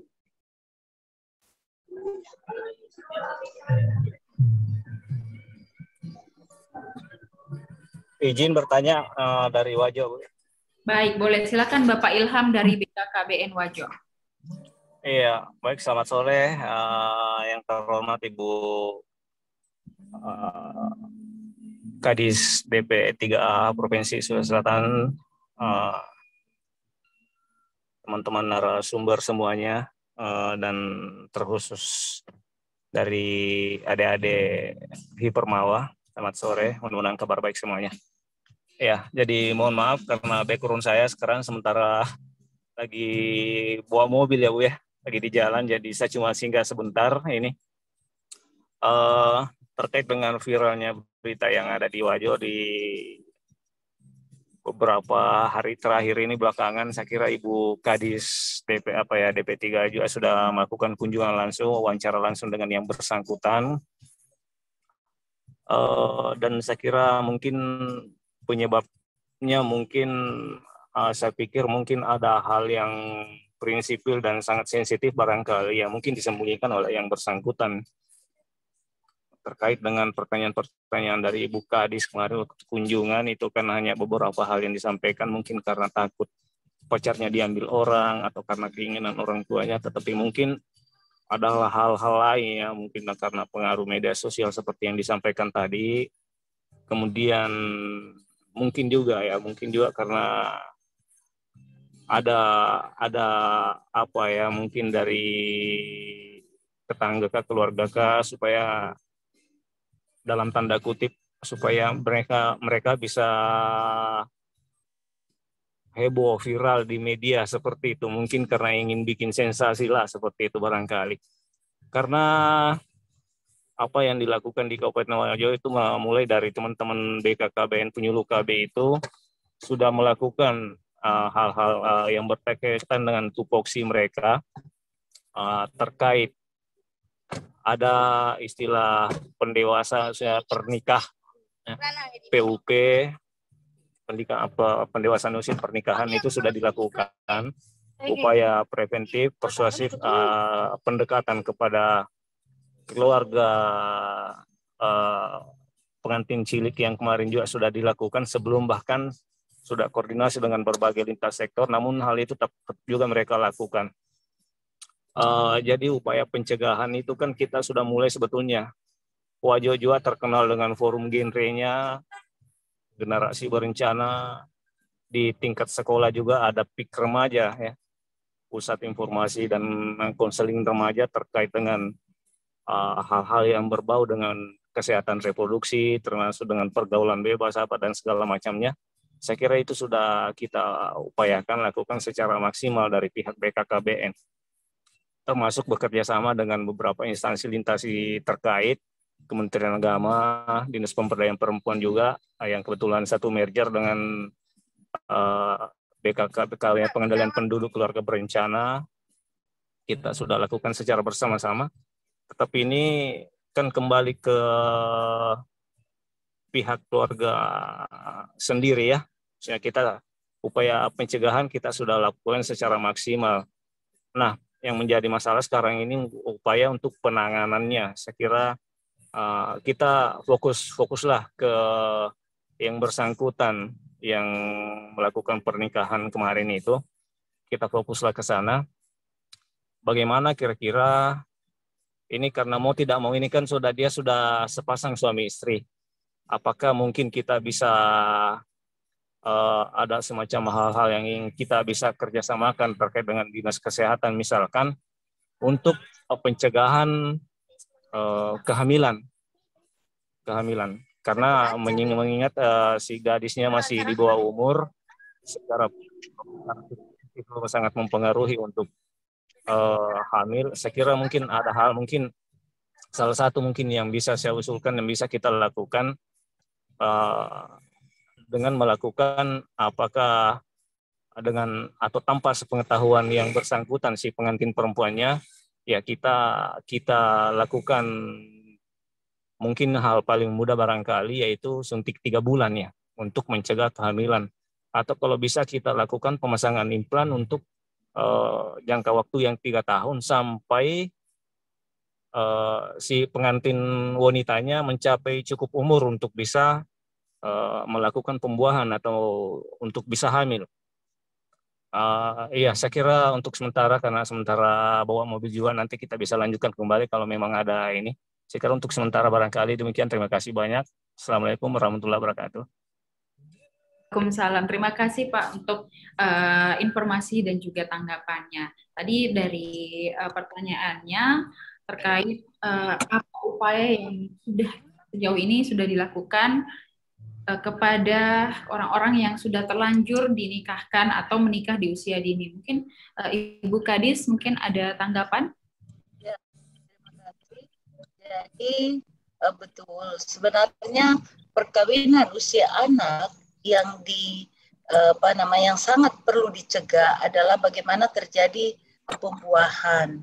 Karena tadi dampak-dampaknya ya dari segi kesehatan reproduksi itu sudah sangat jelas. Kita ketahui dulu bersama anak-anakku, para peserta pertemuan pada kesempatan ini, bahwa di Undang-Undang Perlindungan Anak itu ada 4 hak anak yang harus dipenuhi. Yang pertama yang harus kita ketahui, hak anak itu ada hak untuk hidup. Ya, jadi setiap mulai dari janin sampai dengan ya usia anak itu hak anak untuk hidup. Tidak boleh terjadi yang namanya pengguguran atau aborsi dan lain-lain. Yang kedua, hak untuk tumbuh dan berkembang. Itulah kenapa batasan anak sampai usia 18 tahun, karena dari segi biologis dan dari segi tumbuh dan berkembangnya itu di situ terjadi. Beda dengan kalau sudah dewasa. Pada saat pertumbuhan dan perkembangannya disitulah batas 18 tahun. Sehingga itu tumbuh dan berkembang. Nah, di saat yang ketiga, perlindungan terhadap kekerasan. Nah, kita ketahui bahwa perkawinan adalah sesuatu kalau dilihat ya bukan merupakan kekerasan secara fisik, tetapi perkawinan sebenarnya kalau di usia anak itu sudah terjadi kekerasan terhadap anak karena melanggar tadi hak anak yang masih tumbuh dan berkembang. Yang keempat, hak untuk berpartisipasi. Itulah tadi salah satu yang disampaikan oleh Ibu Ros, bahwa bagaimana pelibatan forum anak sendiri sebagai pelopor dan pelapor, sebagai objek dan subjek. Bagaimana di sini, dan alhamdulillah forum anak di Sulawesi Selatan itu sangat aktif. Apalagi adanya Hipermawa saat ini ya, di Wajo ini kan persatuan perkumpulan adik-adik mahasiswa Wajo. Ya, jadi saya menganggap kasuistik tadi seperti yang disampaikan oleh Bapak Ilham, betul. Mungkin hanya sekedar sensasi atau ingin apa, karena ini tidak justru di Sulawesi Selatan sekarang menurun angka perkawinan usia anak hanya karena satu yang viral menyebabkan heboh. Padahal sebenarnya ini sudah mampu kita cegah. Ibu Bupati, Ketua PKK Kabupaten Wajo sangat intens, sangat konsen dalam hal ini. Dia sebagai fasilitator UNICEF, ya, dan dilatih dan semua sudah turun stakeholder. Nah, ini mungkin salah satu. Jadi coba lihat, kita sudah berupaya dengan beberapa strategi sampai di kabupaten kota. Adanya ramah peduli anak bekerja sama dengan pemerintah desa, Pemdes, PKKBN dengan genrenya, apalagi kita ini adalah selain juga PDP 3A, juga Dalduk KB. Jadi kita sudah tadi berupaya berbagai macam dengan sinergitas stakeholder dan kita dibantu oleh NGO. Karena ini menjadi perhatian khusus di Indonesia, khususnya di Sulawesi Selatan, dan alhamdulillah program Berani Better Reproductive Right for All in Indonesia itu berhasil. Dengan 4 tahun ini sudah dilaksanakan, itu berhasil. Hanya karena satu viral ini, tapi ini ada hikmahnya juga. Ada hikmahnya dan kebetulan terjadinya di Wajo. Kita ketahui memang di Wajo itu memang kalau saya kemarin kan langsung datang ke lokasi, ke tempat anak tersebut. Dan saya langsung berkomunikasi dengan Ibu Deputi, ke Asdep, dan juga Ibu Menteri. Arahan Ibu Menteri, karena ini sudah terjadi perkawinan, itu tadi bagaimana mengedukasi. Karena ini juga sebenarnya dampaknya ya, kalau perkawinan anak betul-betul merampas hak anak. Pertama, putus sekolah. Yang kedua, pekerja anak. Karena ini yang terjadi di Wajo memang double garden istilahnya. Karena pengantin laki-lakinya juga usia anak, pengantin perempuannya usia anak. Biasanya itu yang usia anak, pengantin perempuan. Tapi ini karena dua, tapi ini ada hikmah yang bisa diambil. Bagaimana kita lebih perhatian lagi, lebih fokus lagi seluruh ya unsur-unsur masyarakat harus terlibat. Dan yang saya sangat setuju tadi Bu Ros mengatakan pola pengasuhan terhadap keluarga, karena yang didispensasi saat ini yang banyak karena pergaulan. Jadi memang Puspaga salah satu program kita di DP3A adalah Pusat Pembelajaran Keluarga, edukasi keluarga tentang pengasuhan anak, ketahanan keluarga. Apalagi sekarang kan kita juga di Sekretariat Dalduk KB itu Sekretaris Tim Percepatan Penurunan Stunting. Nah, ini sangat banyak faktor penyebab stunting oleh ibu yang usia anak. Nah, inilah faktor-faktor penyebabnya. Jadi memang bukan hanya dampak daripada kesehatan reproduksi, pekerja anak, putus pendidikan, kemudian dampak kualitas anak. Kita tidak mau generasi kita di Sulawesi Selatan itu Indonesia terjadi lost generation. Jadi ini yang paling penting kita harus perhatikan semua. Dulu memang beda. Kalau orang tua dulu, orang tuaku dulu kecil, masih kecil sudah menikah, tidak kenapa-kenapa, itu dulu. Belum ada sekarang yang namanya polusi, kimia, mutasi-mutasi gen, dan yang lain-lain. Ini sekarang jumlah penduduk yang diharapkan adalah kualitas. Dan memang rupanya saya lihat kenyataan bahwa rata-rata kalangan ekonomi kelas bawah ini yang melakukan perkawinan usia anak rata-rata. Karena dari kasus di Wajo itu 3 bersaudara semuanya itu dia menikah di usia anak. Ya, jadi seperti itu. Tidak bisa kita generalisir. Hanya kasuistik tertentu. Kebetulan aja ini viral sehingga dianggaplah bahwa mewakili semua seperti itu. Kalau saya melihat ini, kita sudah upaya kita di Sulawesi Selatan 1 digit saja.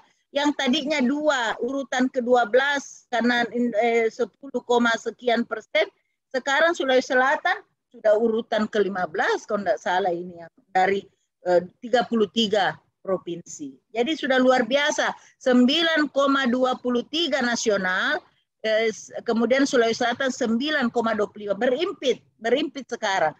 Sehingga mungkin dengan kita punya kerjasama yang baik, seluruh stakeholder, bayangkan Read Times ini ya, juga konsen terhadap perkawinan usia anak. Kalau kita berkolaborasi, bersinergi, bukan cuma bekerja sama, tapi bersama-sama bekerja, itu kita insya Allah tahun depannya itu di 2022 ini, kita sudah menggeser di atas, di bawah nasional. Itu saya optimis itu. Karena sekarang ini kita latih ada program Yayasan Indonesia Mengabdi. Kemarin lagi saya latih lagi volunteer ini fasilitator bersama dengan Bakti. NGO itu konsen dalam hal yang namanya kekerasan terhadap anak, karena salah satunya kekerasan ini adalah perkawinan anak. Dan ini juga harus kita sosialisasikan undang-undang yang baru keluar, yakni Undang-Undang Nomor 12 Tahun 2022 tentang tindak pidana kekerasan seksual. Rupanya perkawinan anak itu, perkawinan anak walaupun itu budaya bisa dijatuhkan sanksi. Walaupun memang pemerintah tidak mendukung lah pidana yang dapat disanksi. Barangkali Ibu Ros ya sudah paham ini Bu ya, yang Undang-Undang Nomor 12 yang pasal 10 Bu. Jadi sebenarnya justru dia menikah sendiri, orang tuanya menikahkan, saya juga sanksi. Apakah orang tuanya paham tentang aturan pernikahan dalam agama? Ini semua karena ketidaktahuan, karena sudah tidak ada lagi unsur pemerintah atau imam desa sendiri, tidak ada yang mau menikahkan. Justru yang menikahkan adalah orang tuanya. Jadi inilah barangkali yang perlu sebenarnya pendekatan. Regulasi sudah cukup lengkap. Regulasi tinggal bagaimana kita pendekatan persuasif kepada masyarakat kita, termasuk pelibatan anak-anak sendiri, forum anak. Kemarin ada lagi IPM, Ikatan Pelajar Muhammadiyah yang punya 166 cabang di Sulawesi Selatan. Dia meminta berkolaborasi dengan DP3A. Saya bilang jadikan saja supporting dengan forum anak. Itu menambah kekuatan kita untuk bagaimana masyarakat teredukasi, minimal anak-anak termotivasi untuk melanjutkan pendidikannya. Karena kemarin ini rupanya laki-laki usia 14 tahun dari kelas 6 SD sudah tidak sekolah, putus sekolah. Yang anak perempuan SMP kelas 3. Ya saya juga setuju dengan Pak Ilham. Mungkin ada sesuatu yang tidak diterus terang ya. Ada unsur-unsur pada kasus ini yang tidak kemarin disampaikan oleh Ibu Kadis. Ya dia hanya menyampaikan bahwa ini anak baku suka. Nah, kemudian orang tua sudah merestui. Tidak ada unsur paksaan di sini. Ya mungkin ada sesuatu yang disembunyikan atau ada unsur-unsur tadi sehingga memang dan kalau kita melihat kondisi di Wajo memang perlu kerja keras Pak teman Pak Ilham ya, dan teman-teman Permawa memang perlu kerja keras dan ini tidak semudah membalikkan telapak tangan, jadi harus memang pendekatan tokoh masyarakat. Cocok deh Ilu tadi mengatakan bahwa kita ini pendekatan tokoh masyarakat yang harus kita ini. Karena salah satu strategi di Bone itu, kita ketahui bahwa budaya di Bone itu sangat kental dengan arung ya, dengan apa namanya puangnya itu ya. Itu dengan mendekati itu, ataukah kalau ada kasus seperti itu, tidak usah pesta, tidak usah ada orang yang datang mendukung. Biar tamu-tamu. Walaupun keluarga, kalau kita pendekatan tokoh yang kita ini, tidak ada orang mau datang. Mau diundang Mak Barasanji, tidak ada orang yang mau datang. Karena sudah paham. Seperti itu yang terjadi di Bone, salah satu desa itu sampai Sero. Dia punya ini yang perlu direplikasi terus. Ya begitu barangkali. Ya, Ilu. Ya. Karena tadi dari penanganannya kita juga sudah maksimal ya Bu dari ya maksimal. Ini kan prestasi sekali nih. 9,25 9,25 dengan nasional 9,23. Menurun terus. Nah, ya. Masih ada tadi yang belum tercover, mungkin itu terkait dengan pencegahan kehamilannya terhadap oh iya Pak. Iya betul. Saya sedikit bagaimana tambahkan. upaya yang bisa kita lakukan ya. Ya, mohon maaf Pak, begini, karena ini usia anak masih tumbuh dan berkembang, sebaiknya kita menggunakan kontrasepsi aman, jangan menggunakan hormon. Tadi itu seperti itu misalnya susu, ya itu hormon Pak, mempengaruhi stabilitas tumbuh kembang anak. Kemudian juga ya namanya implannya, kemudian suntik itu jangan sama sekali kita berikan kontrasepsi hormon kepada anak ini karena dia masih usia anak, masih tumbuh dan berkembang. Jadi paling aman adalah penggunaan kondom. Kita edukasi terus, kita pendampingan, jangan dibiarkan begitu saja. Itu pesan dari Ibu Menteri dan Ibu Asdep, tolong pendampingan ya.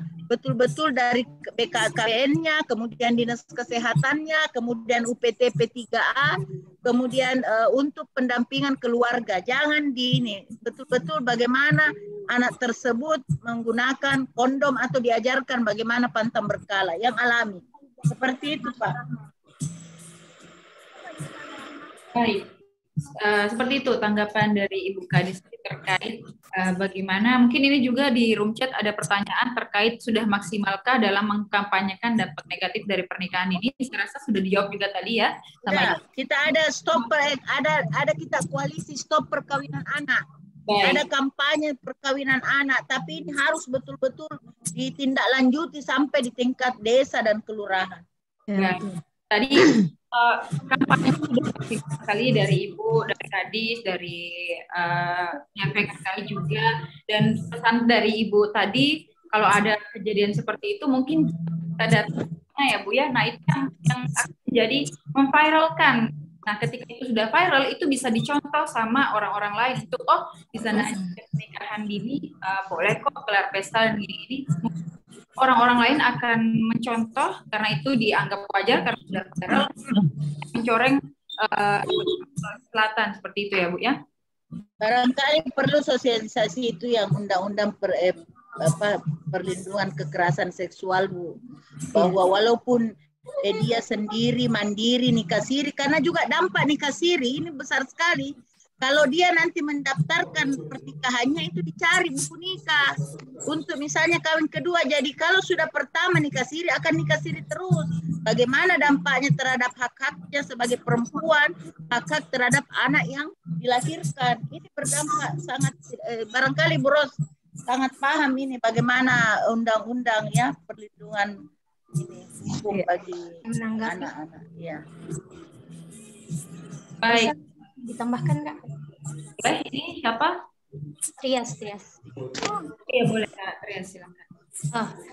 Baik. Tadi Ibu Kadis P3A dan Bro Direktur LBH Apik dan teman-teman di sini kan yang join room ini kebanyakan juga mahasiswa dan mahasiswa dari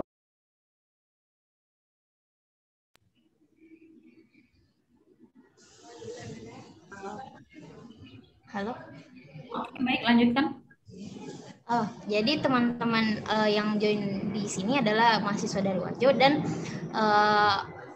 rangka dalam mencegah pernikahan dini ini, menurut saya kita sebagai melalui pendekatan pendidikan mesti mengetahui pendidikan seksual yang lebih komprehensif.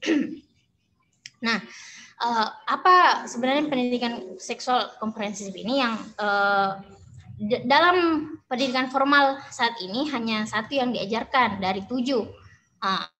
Setahu saya hanya yang diajarkan adalah kesehatan reproduksi, HIV/AIDS, kontrasepsi dan siklus menstruasi dan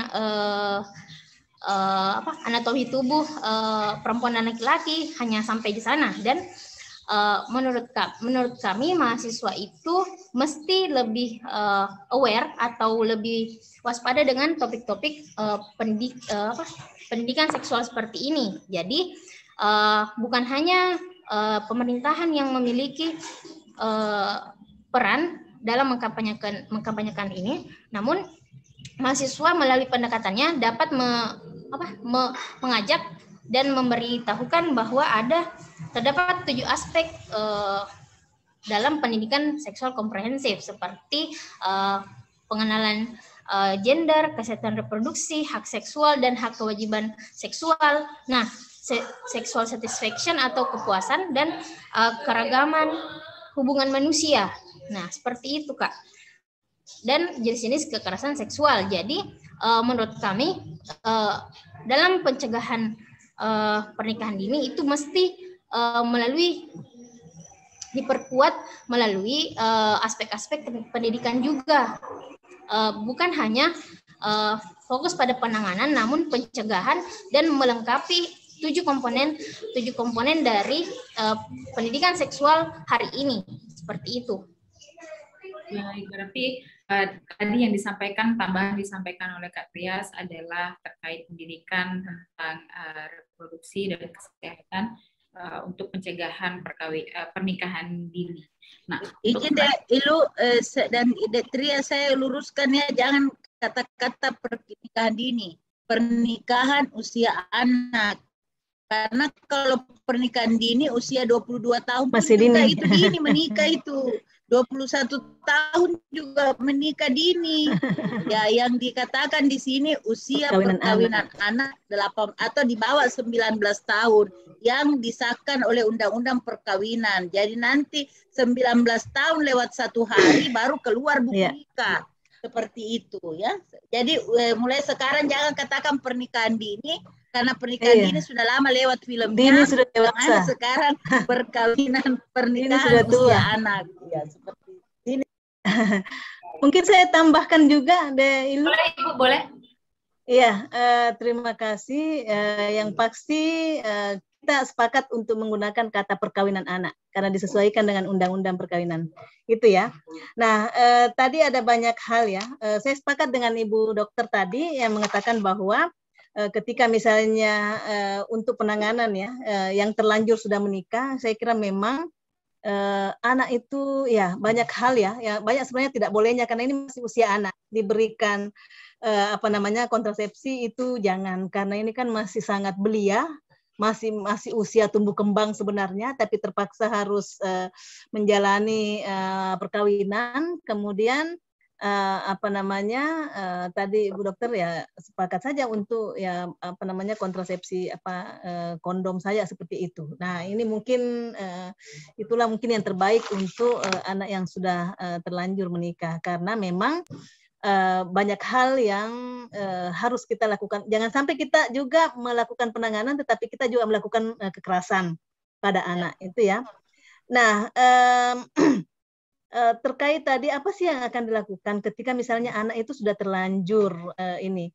Nah, yang pasti dari kami juga itu penting sebenarnya untuk melakukan pendampingan terhadap anak tersebut, karena memahamkan hak-haknya. Tadi Ibu Dokter sudah sampaikan ada 10 hak anak, ada 4 prinsip konvensi hak anak, kan seperti itu. Nah, ketika ini dipahamkan oleh anak, maka anak akan mudah untuk memiliki posisi tawar misalnya di dalam keluarga anak yang baru dibangun ini. Nah, jadi kita mendampingi anak agar anak itu tidak mengalami KDRT. Karena kalau anak yang terlanjur menikah tadi terpaksa menikah, ini juga kalau misalnya dia mengalami KDRT kan pasti akan berujung dengan perceraian. Kasihan anak. Anak akan dimiskinkan. Perempuan akan dimiskinkan ketika misalnya anak tidak lagi bersekolah, tidak memiliki ijazah, otomatis tidak bisa mendapatkan pekerjaan yang layak untuk anak tersebut. Sehingga nanti ujung-ujungnya anak akan dimiskinkan seperti itu. Nah, tadi ada terapi pencegahan sebenarnya. Terapi bagaimana caranya melakukan upaya pencegahan supaya tidak terjadi perkawinan anak. Jangan datang kalau pesta. Nah, ini sebenarnya juga menjadi terapi untuk sanksi sosial untuk keluarga yang menikahkan anak. Jadi memang betul tadi Bu Kadis sudah menyampaikan bahwa banyak strategi yang sudah dilakukan, termasuk melarang apalagi kalau misalnya di desa, kalau misalnya kepala desa sudah berpesan jangan ada yang datang ketika misalnya anak itu dinikahkan di usianya. Di usianya itu di usia anak tentunya di bawah 19 tahun, di bawah 18 tahun seperti itu. Nah, usia perkawinan kan sebenarnya 19 tahun laki-laki dengan 19 tahun juga perempuan. Ini masih sangat belia, tetapi ketika misalnya itu terlanjur menikah, kalau misalnya dia melakukan pesta, pasti orang-orang yang paham soal dampak perkawinan anak pasti tidak akan ada yang datang seperti itu. Nah, tadi terkait juga, ini juga sering sekali terjadi ya, kami juga banyak menerima kasus pemaksaan perkawinan. Nah, pemaksaan perkawinan itu kan sebenarnya salah satu jenis kekerasan seksual yang diakomodir di dalam Undang-Undang TPKS yang baru ya. Nah, sehingga ketika misalnya itu terjadi, pasti yang akan dilaporkan itu adalah yang memaksa melakukan perkawinan. Bisa jadi orang tuanya, bisa jadi orang dewasa yang ada di sekitarnya, seperti itu. Nah, sehingga kita tidak pernah mentolerir itu, karena pemaksaan perkawinan ini kan banyak dampak juga yang terjadi. Ini kekerasan seksual ya, karena saya juga pernah ada mitra atau klien LBH Apik itu juga mengalami hal seperti itu, dipaksa oleh orang tuanya untuk berhubungan seksual dengan suaminya dengan alasan kan sudah sah, ini kan istrinya, jadi diapakan pun bisa. Nah, ini yang kita tidak tolerir, karena ini adalah jenis kekerasan seksual yang harusnya dicegah, karena kapan ini terjadi maka ini akan berdampak fatal terhadap anak tersebut atau terhadap perempuan tersebut, karena yang namanya hubungan seksual itu dilakukan oleh orang dewasa dan itu dilakukan mau sama mau, kan seperti itu, bukan suka sama suka ya, mau sama mau, dan yang pasti itu tidak ada tekanan, tidak ada kekerasan di dalamnya. Jadi intinya itu dilakukan pada saat usia sudah dewasa. Jadi kalau misalnya dilakukan oleh anak yang masih di bawah umur, otomatis ada tekanan, ada paksaan, ada relasi kuasa yang betul-betul fatal di dalamnya, sehingga anak tidak akan anak hanya melakukan saja, tetapi dia tidak tahu apa sih fungsi dari apa manfaat yang dia lakukan. Yang dia lakukan itu hanya menghasilkan dampak negatif yang tentunya berdampak berpotensi buruk terhadap berbahaya bagi situasi anak tersebut. Sehingga memang kita selalu melakukan strategi pencegahan, karena hanya pencegahan yang bisa menekan tingginya angka perkawinan anak, sehingga strategi apapun kita lakukan secara bersama-sama. Kalau menurut saya, karena ini kan ada yang kita berkampanye terus-menerus, kita melakukan intervensi di berbagai daerah, hampir di semua, kemudian toh ternyata juga ada yang viral. Saya pikir ini bukan, kita tidak usah menilai itu semua, tetapi ini akan ini menjadi tantangan berat untuk bagi kita semua yang selalu bekerja di isu itu, kemudian juga menjadi ancaman bagi anak, sehingga kita harus melakukan lagi strategi yang berbeda. Misalnya kita melakukan, ini juga sekaligus evaluasi dengan apa yang sudah kita lakukan selama ini. Nah, kalau misalnya selama ini kita sudah melakukan upaya, kemudian membuahkan hasil, misalnya angkanya menurun, toh juga masih ada yang terjadi, karena kalau misalnya angka dispensasi itu menurun menjadi zero misalnya, kita tidak bisa mengatakan bahwa perkawinan anak itu tidak terjadi. Bisa jadi terjadi perkawinan anak tetapi tidak resmi. Iya, atau menikah siri seperti itu. Nah, ini ada oknum yang bekerja di balik itu. Nah, sebenarnya yang harus kita terapi di sini adalah siapa oknum di balik itu. Kalau misalnya di desa kan gampang, kepala desa misalnya bisa membuat fakta integritas misalnya bersama dengan bupati untuk bagaimana caranya melakukan upaya supaya desa ini menjadi aman dan ramah bagi semua. Jadi bisa jadi misalnya Pak Bupati misalnya atau bersama dengan kadesnya misalnya menyampaikan semua ke imam-imam yang ada di desa dan dusun misalnya untuk tidak menikahkan anak yang notabene belum cukup umur, kan seperti itu. Nah, ketika misalnya ini sudah dilakukan, nah masih saja terjadi, berarti masih banyak hal yang harus kita jawab. Nah, sehingga riset-riset itu sebenarnya penting. Kemudian apa sih yang akan kita lakukan untuk menjawab hasil riset tersebut. Jadi kalau misalnya memang tadi karena pertama persoalan karena dia mau viral, kemudian karena persoalan ekonomi, karena persoalan budaya, nah yang mana sebenarnya yang paling dominan di sini? Kalau misalnya persoalan ekonomi berarti ke depannya harus ada intervensi untuk perbaikan ekonomi ke depan kepada keluarga itu. Tetapi karena ini kan juga bahaya kalau misalnya perkawinan anak terjadi karena persoalan ekonomi, bisa jadi ini nanti anak menjadi modus untuk anak itu di trafficking. Dan trafficking itu kan salah satu kekerasan yang betul-betul apa yang harus dicegah, yang harus ditangani, karena ini adalah kekerasan yang melibatkan ada sindikat dan sebagainya, sehingga ketika kita bicara perkawinan anak, ini salah satu modus sebenarnya. Perkawinan anak, prostitusi online itu adalah salah satu modus baru sebenarnya untuk trafficking itu sendiri. Nah, sehingga kita semua secara berkolaborasi, semua pihak dilibatkan untuk betul-betul kita melakukan upaya pencegahan perkawinan anak, juga melakukan upaya pencegahan terhadap perkawinan paksa yang banyak terjadi di desa-desa. Seperti itu.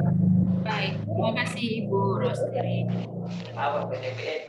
Ini ada satu pertanyaan lagi dari Ibu Nurhana. Itu juga satu. Silakan. Iya, makasih.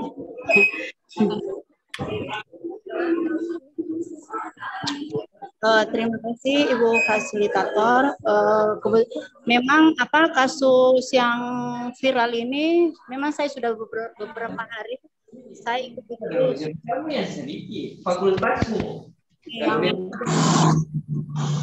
menurut saya, kebetulan saya juga selalu mengkampanyekan perkawinan anak di masyarakat, dan saya juga selalu bersama teman-teman memantau perkembangan yang di lapangan di saat ada yang ingin melaporkan perkawinan. Jadi menurut saya sebenarnya sudah luar biasa juga untuk Sulawesi Selatan, karena sudah menurunnya angka perkawinan anak di mana para yang terlibat dalam persoalan ini begitu antusias melakukan kampanye pencegahan dan pemantauan. Tapi kalau menurut saya ini sebenarnya mungkin ada kelalaian sedikit sehingga bisa terjadi pernikahan anak yang kemarin di Wajo yang begitu juga begitu langsung turun dia viral. Jadi kalau menurut saya untuk mematahkan itu semua, mencegah itu semua, memang pemerintah juga harus mungkin bersikap tegas dalam persoalan ini, supaya dan memberikan sanksi kepada yang terlibat untuk memberikan yang memberikan lampu hijau untuk melakukan pernikahan anak tersebut. Jadi memang di sini pemerintah harus betul-betul bisa memberikan ketegasan kepada yang terlibat dalam kegiatan tersebut. Mungkin itu dari saya sebagai shelter warga yang selalu berkecimpung di masyarakat. Itu mungkin Bu. Terima kasih Bu Nurhana dari shelter warga. Mungkin tadi menyampaikan opininya dan juga pendapatnya terkait. Halo. Baik. Topeng, bisa. Oke, boleh satu kali lagi mungkin. Topeng. Topeng. Dari Topeng. Topeng. Ya. Silakan. Oke, terima kasih moderator dan pemateri yang terhormat semua, rekan-rekan yang ada sempat hadir di kegiatan sore hari ini. Jadi di Sopeng ini ada perencanaan nanti itu bulan 7 perkawinan. Baru kemarin saya dengar ini ada permohonan ini antara laki-laki dengan perempuan semuanya dispensasi di pengadilan. Jadi kalau menurut saya ini kita seharusnya memang bekerja sama dengan pemerintah desa. Pemerintah desa dulu.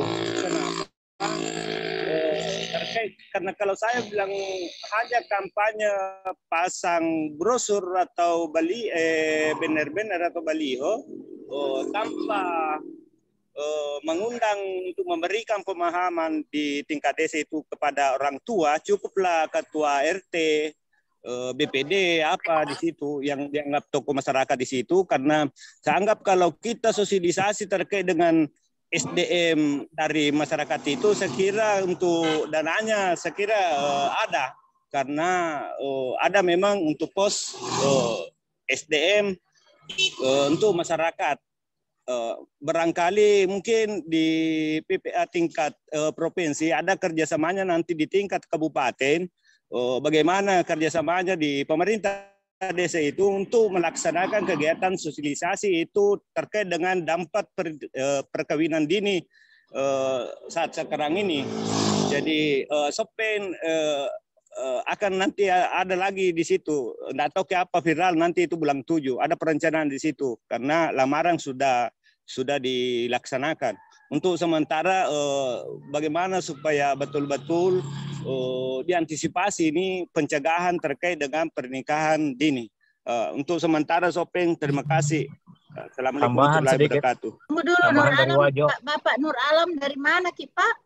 Dari Sopeng Ibu. Saya dari, tidak, maksudnya sebagai dari apa? Masyarakat atau apa? Saya kebetulan ketua LSM Pelita Kadilang di Sopeng dan kebetulan saya wartawannya Suara Jalata. Oh iya Pak. Ya, salam kenal Pak Nur Alam. Salam kenal Ibu.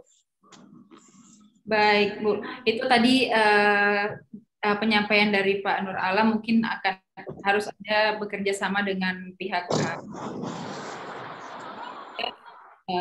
adanya pernikahan. Saya tanggapi, tapi sayangnya Bu Ros ini saya lihat sudah mungkin lagi sholat ya. Begini, yang tadi Ibu Nurhana ya, masukannya itu bagus sekali Bu Nurhana. Oh Ibu Ros, ya, Bu. Itu tadi ada masukan dari Ibu Nurhana dari shelter warga Bu ya, dari Wajo ya, bahwa pentingnya ini penegakan hukum. Jadi sebenarnya saya juga rasa apa ya, karena ini kemarin misalnya kasus di Wajo, kan usia anak 22. Usia 14 tahun laki-laki, usia 15 tahun perempuan. Kenapa tidak ada tindakan berlaku Undang-Undang Perlindungan Anak, Undang-Undang PKS ini? Jangan biarkan begitu, karena kalau tidak ada sanksi hukum, karena bukan kita punya kewenangan Bu ya, mohon maaf. Ya. Kalau tidak ada sanksi hukum, pasti akan banyak terjadi lagi viral wajo-wajo yang akan datang begitu. Seri-seri yang seperti itu. Kemudian yang kedua Pak Nur Alam ini ya, jadi memang Pak sekarang ada mudah-mudahan sudah jalan itu Desa Ramah Perempuan dan Peduli Anak yang memang melibatkan tokoh-tokoh di desa dengan anggaran dana desanya Pak Desa. Ini sementara nanti ini Pak yang mau kita launching bagaimana ini keterlibatan DP3A dengan Pemdes untuk bagaimana sampai di desa ini keterlibatan tokoh-tokoh desa. Nah ini program berani dari UNICEF memang dengan beberapa program-program sebelumnya memang melibatkan tokoh-tokoh masyarakat di desa. Dan memang kita sudah latih juga itu tokoh-tokoh masyarakat untuk jadi volunteer fasilitator dalam hal perlindungan terhadap kekerasan anak, perempuan, dan juga karena salah satu kekerasan terhadap anak ini adalah perkawinan usia anak. Begitu Bu Ros dan teman-teman ya yang tadi Ibu Nurhana dan Pak Nur Alam. Bisa menambahkan sedikit? Baik, terakhir mungkin sudah dikasih waktu nanti menuju sholat maghrib. Boleh silakan sebelum kita masuk. Sedikit saja. Tadi kan pendekatan secara hukum ya, dan dari Bapak Nur Alam katanya bagaimana caranya agar pernikahan dini di desa ini berkurang. Nah, di desa kan sangat rentan dengan kearifan lokalnya, misalnya masih ada gotong royong, masih ada dengan silsilah keluarga yang sangat tidak bisa dicampuri begitu. Jadi mereka di sini kita menurut saya yang harus kita lakukan itu melakukan pendekatan secara nilai-nilai sesuai masyarakat tersebut, bukan hanya memaksakan hukum yang berlaku, tapi dengan cara-cara pendekatan kearifan lokal, misalnya pendekatan misalnya pendekatan yang tadi bilang memberikan pemahaman sesuai dengan pengetahuan masyarakat desa tersebut, karena masyarakat desa menjunjung tinggi namanya prinsip-prinsip kearifan lokal yang seperti Asitina Jangeng. Misalnya, mereka menganggap bahwa anaknya sudah siap untuk berkeluarga, maka itu adalah nilai-nilai kearifan lokal yang tidak bisa dijustifikasi benar atau salahnya. Ya, seperti itu. Jadi, mungkin untuk tugas kita bersama ke depan untuk melakukan bukan hanya sosialisasi dan intervensi kepada secara hukum kepada mereka, namun sebagai juga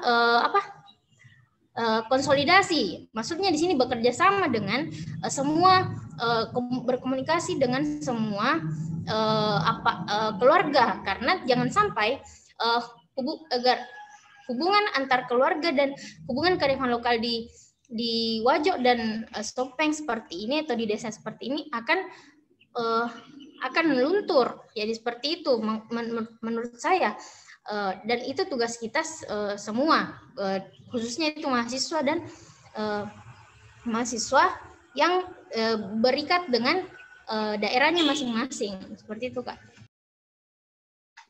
Saya menambahkan sedikit ya terkait tadi apa yang sudah disampaikan. Nah, sebenarnya tadi Pak Nur Alam ini sudah ada, dia sudah tahu ada tanda-tanda akan terjadi perkawinan anak. Jadi sudah mendeteksi dini ya, sudah mendeteksi lebih awal. Nah, seharusnya di sini sudah mulai bergerak. Kalau sudah ada tanda-tanda seperti itu ya upaya pencegahan yang harus dikedepankan. Jadi kalau misalnya belum terjadi, saya pikir itu masih lebih bagus kita lakukan ketimbang itu sudah terjadi. Kalau sudah terjadi kan penanganan. Nah ini persoalan. Jadi sepanjang itu masih bisa dicegah, artinya pihak keluarga itu masih bisa diberikan input, diberikan masukan bahwa ada banyak persoalan ketika keluarga ini menikahkan anaknya di usianya, kan seperti itu. Nah harusnya itu kita sudah mulai intervensi di situ. Jangan lagi kita menunggu itu terjadi, seperti itu Pak Nur Alam. Nah kemudian tadi Ibu, ya tadi saya cuma menyampaikan terkait dengan deteksi dini terkait tanda-tanda akan terjadi perkawinan anak. Ini penting ya. Nah, kemudian tadi Bu Nurhana, saya warga dari Makassar. Nah, sebenarnya kalau kita bicara apa sih sanksi, bagaimana sih penegakan hukum sebenarnya. Nah, di sini sudah mulai kita bicara soal bagaimana peran serta masyarakat, terutama yang ada di dalam Undang-Undang Perlindungan Anak, kemudian di dalam beberapa kebijakan. Saya kira memang maksimalkan di sini peran serta masyarakat. Jadi kalau misalnya kalau misalnya ada orang tua menikahkan anaknya ini secara resmi ya, kemudian memberikan informasi bahwa anak saya ini usianya sudah dewasa padahal belum dewasa. Jadi ada di sini ada markup atau ada misalnya pembohongan informasi, misalnya ada informasi palsu yang disampaikan, pasti kena KUH pidana, karena yang pasti ada unsur pemalsuan dan sebagainya. Tetapi yang menjadi masalah di sini ketika orang tuanya itu menikahkan di bawah tangan. Artinya kita semua ini sebenarnya harus sudah punya peran serta untuk melaporkan ini siapa yang menikahkan anak itu. Karena apa? Ini demi masa depan anak ke depan. Jadi kita semua ini bertanggung jawab. Jadi kalau misalnya dia bilang orang tuanya, saya kan tidak keberatan karena anak saya juga tidak keberatan. Anak tidak mungkin keberatan karena takut sama orang tua. Karena sekarang sudah ada lembaga-lembaga atau institusi yang selama ini punya keberpihakan terhadap anak, maka itu bisa dilakukan secara bergerak bersama bagaimana kita memberikan terapi kepada keluarga tersebut. Karena memang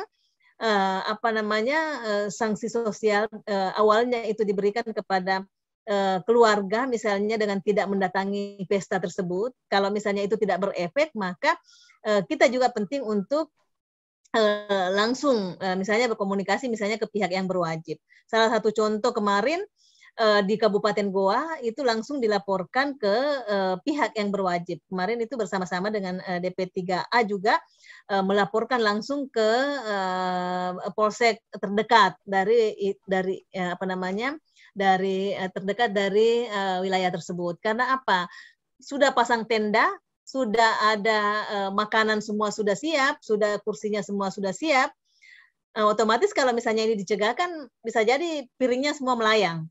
Tapi kan untuk mencegah itu kita laporkan langsung ke pihak yang berwajib. Jadi waktu itu kita langsung bicara dengan Pak Kapolsek dan turun serta, dan perkawinan itu bisa dicegah.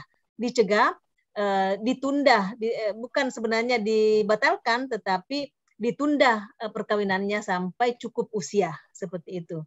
Nah, kalaupun misalnya itu tetap terjadi, maka ada banyak hal yang harusnya dilakukan, terutama untuk pendampingan anak ke depan. Karena ketakutan kita juga ketika anak itu sudah mengalami perkawinan, juga mengalami lagi kekerasan yang berlipat setelah itu. Nah, ini yang harus kita pahami secara bersama-sama. Baik. Saya kira itu yang bisa saya tambahkan. Terima kasih, Bu.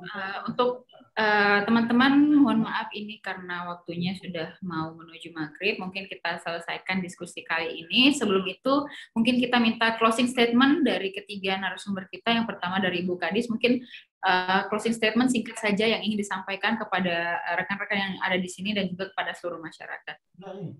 Ya, terima kasih. Jadi pemerintah hadir untuk bagaimana perlindungan perempuan dan anak, dalam hal ini mencegah perkawinan usia anak. Dan juga mari kita bersama-sama, bukan hanya unsur pemerintah, untuk sama-sama mulai dari individu, keluarga, ya, masyarakat, dan seluruh lintas sektor untuk mencegah perkawinan anak.